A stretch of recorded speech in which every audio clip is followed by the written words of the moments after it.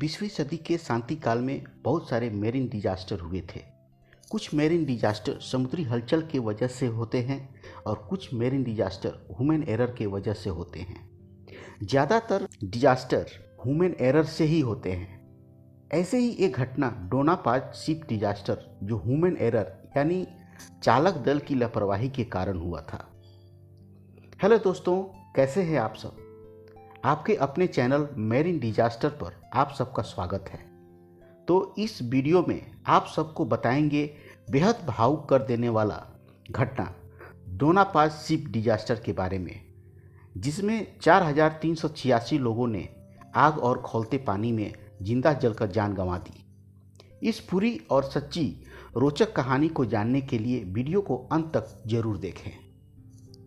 Japanese built और Philippine register passenger फेरी ship MV डोना पाज जो 20 दिसंबर 1987 रात के तकरीबन 10:30 बजे एक ऑयल टैंकर एमटी वेक्टर से टकरा गई।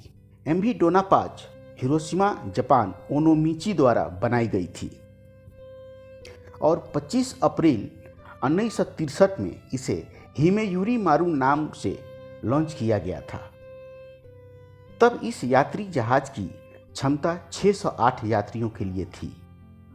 जून 1979 में जहाज हिमेयुरी मारू में आग लगने से इसे दोबारा 1981 में तैयार किया गया और इसका नाम बदलकर एमवी डोना पाज रखा गया और यात्री क्षमता बढ़ाकर 1518 कर दिया गया।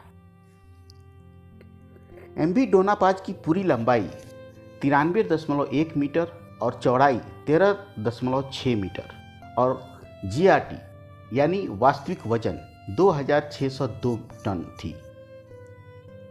सल्फिसियो शिपिंग लाइंस एमवी डोना पाज के ऑनर थे। एमटी वेक्टर एक छोटा ऑयल टैंकर था जिसे Navatas industrial corporation Manila Philippine द्वारा बनाया गया और 1980 में लॉन्च किया गया था। एमटी वेक्टर की पूरी लंबाई 51.7 मीटर और चौड़ाई 11.6 metre. Vector shipping Inc Francisco Soriano Manila MT Vector के ऑनर थे। 20 दिसंबर 1987 ठीक सुबह के 6:30 बजे डोना पाज टाक्लोबान लेटे बंदरगाह से मनीला के लिए अपने 58 कर्मी दल और 1493 यात्रियों, जैसा कि फिलीपीन कोस्ट गार्ड को बताया गया और क्लियरेंस लिया गया था, प्रस्थान की थी। डोना पाज का मार्ग टाक्लोबान लेटे से कटबा लोगन होते हुए मनीला जाना था। 19 दिसंबर 1987 ठीक शाम के 8 बजे एमटी वेक्टर बंदरगाह लीमे बटान से मासबाटे के लिए अपने 13 कर्मी दल और 8800 बैरल्स पेट्रोलियम प्रोडक्ट गैसोलीन और किरोसिन तेल के साथ प्रस्थान की थी। दोनों जहाज का मार्ग तबलास स्ट्रेट से होकर जा रहा था। 20 दिसंबर 1987 लगभग रात के 10:30 बजे एमवी डोना पाज और एमटी वेक्टर तबलास स्ट्रेट में डोमाली पॉइंट के करीब टकरा गए। एमटी वेक्टर डोना पाज के पोर्ट साइड यानी लेफ्ट साइड, जहां इंजन रूम के मेन स्विच बोर्ड था, टक्कर मारी थी। एमटी वेक्टर पर पेट्रोलियम प्रोडक्ट गैसोलीन और किरोसिन ऑयल लोड था। टक्कर के वजह से टैंक ब्लास्ट हो गया और आग पकड़ लिया था। जैसे कि गैसोलीन और किरोसिन ऑयल हाईली फ्लेमेबल होने के वजह से बहुत ही जल्दी सी सरफेस और एमवी डोना पाज पर फैल गया और आग पकड़ लिया था। टक्कर के बाद किसी भी यात्री या कर्मी दल को थोड़ा भी समय नहीं मिला कि वहां से लाइफ राफ्ट और लाइफ बोट लॉन्च कर सके। एमवी डोना पाज पर लगभग 4386 यात्री थे, लेकिन यात्री सूची के अनुसार सिर्फ 1493 यात्री थे, जो कि कोस्ट गार्ड क्लियरेंस में दिखाया गया था। क्रिसमस के ठीक 5 दिन पहले जहाज मनीला जा रही थी। वजह शायद यही होगा कि डोना पाज ओवरलोडेड थी। 4386 यात्रियों में से लगभग 1000 से ज़्यादा फिलीपीन आर्मी और पुलिस ऑफिसर थे। पूरा आर्मी बटालियंस क्रिसमस की छुट्टी में मनीला जा रहे थे। जो यात्री बच गए थे उनका कहना था कि जहाज में इतना ज़्यादा भीड़ थी कि जहाज के किसी भी डेक पर यात्री ऐसे बैठे थे जैसे कॉकरोच और चींटी। 1000 के लगभग 4 साल से नीचे के बच्चे थे। जहाज पर जगह न होने की वजह से बच्चे रो रहे थे और बाकी के यात्री ठीक से न बैठ पा रहे थे और न सो पा रहे थे। बचने वाले यात्री में से एक मिलिट्री ऑफिसर था, लुथगाडो नियोडो। बंदरगाह लेटे से मनीला जा रहा था। जहाज में इतनी भीड़ थी कि जहाज एक साइड में झुक गया था। भीड़ की वजह थी 5 दिन बाद क्रिसमस। अलुदिया बक्साल एक दूसरी यात्री थी जिसका कहना था कि जहाज में बहुत ज़्यादा भीड़ थी। लगभग रात के 10:30 बजे अलुदिया के पिता डेक पर ही थे। उसने नोटिस किया कि एक दूसरा जहाज उनके तरफ ही आ रहा है। कुछ ही समय में जहाज इतना नज़दीक आ गया था कि वो खुद सोचने लगा कि अब टक्कर होगा और कुछ ही देर में एम्प्टी वेक्टर का अगला भाग यानी बो पार्ट एमवी डोनापाच के पोर्ट साइड यानी लेफ्ट साइड इंजन रूम के मेन स्विच बोर्ड को तोड़ते हुए अंदर घुस गई और विस्फोट हो गई। विस्फोट इतना बड़ा था कि आग तेल के साथ पूरा जहाज और सी सरफेस पर फैल गया। सभी यात्री जो टॉप डेक और सेकेंड डेक पर थे वो मेन डेक पर आने की कोशिश करने लगे थे, लेकिन सब के सब आग में घिर गए।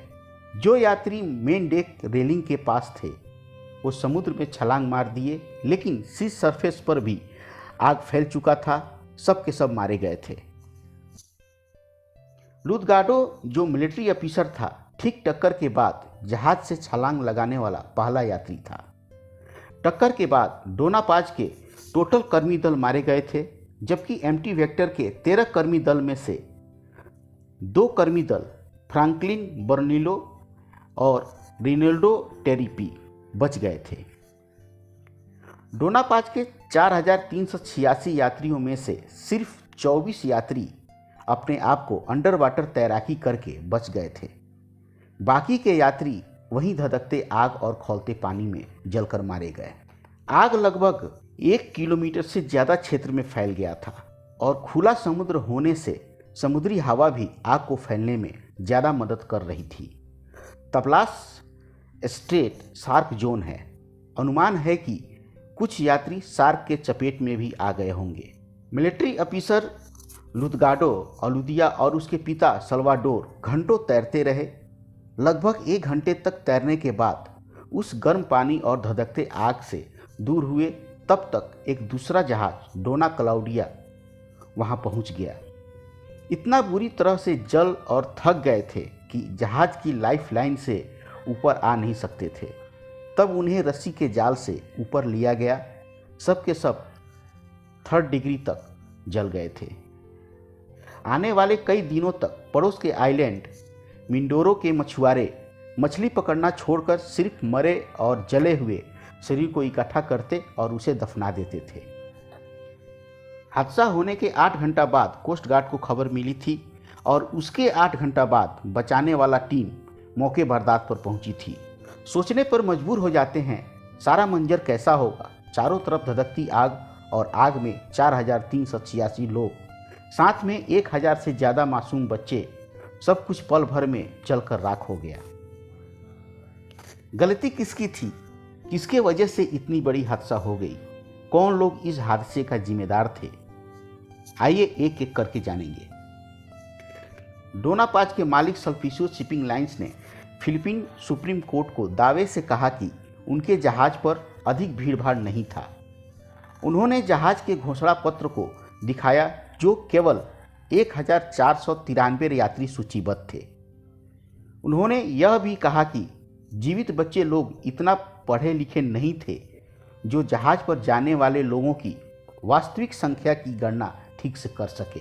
हालांकि विशेषज्ञ विभिन्न रिपोर्टों पर सहमत हैं कि हादसा में ओवरलोडिंग एक महत्वपूर्ण कारण था, इसलिए जहाज को खतरे से दूर घुमाना आसान नहीं था। बोर्ड ऑफ मेरीन इंक्वायरी ने नोट किया कि टक्कर होने के समय एम्प्टी वेक्टर के 2 जीवित चालक दल के सदस्य ड्यूटी पर ही सो रहे थे। एम्प्टी वेक्टर के वजन के कारण 2 लोगों को स्टीयरिंग व्हील चलाना पड़ रहा था, जिसके कारण जहाज की चलने की दिशा स्थिर नहीं हो पा रही थी और जहाज कभी बाईं ओर तो कभी दाईं ओर जा रही थी। एम्प्टी वेक्टर के चलने की दिशा स्थिर नहीं होने की वजह से डोना पाज कंफ्यूज हो गया और सही निर्णय नहीं ले सका। एम्प्टी वेक्टर पर लुकआउट नहीं रखा गया था जो टक्कर होने से पहले ड्यूटी ऑफिसर को ज्ञात कर सके।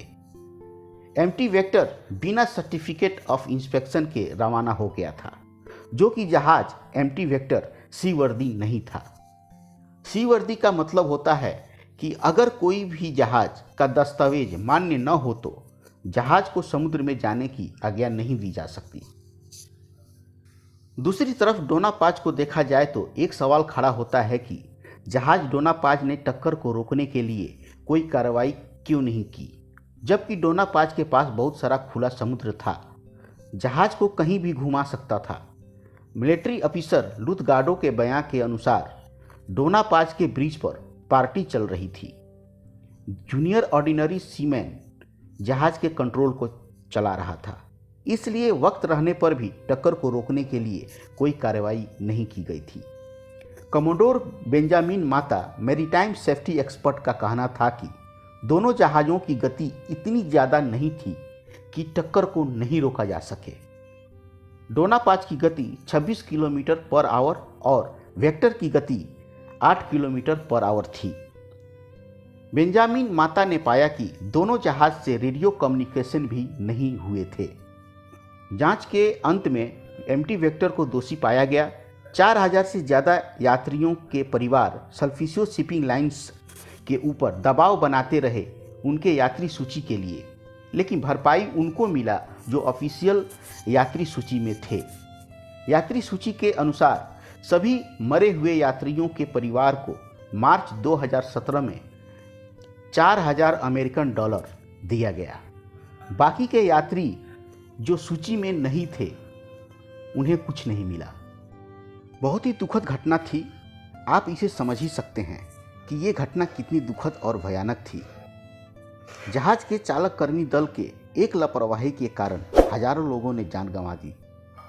ये थी डोना पाज की पूरी और सच्ची कहानी।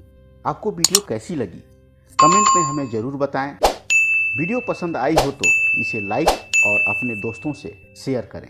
धन्यवाद।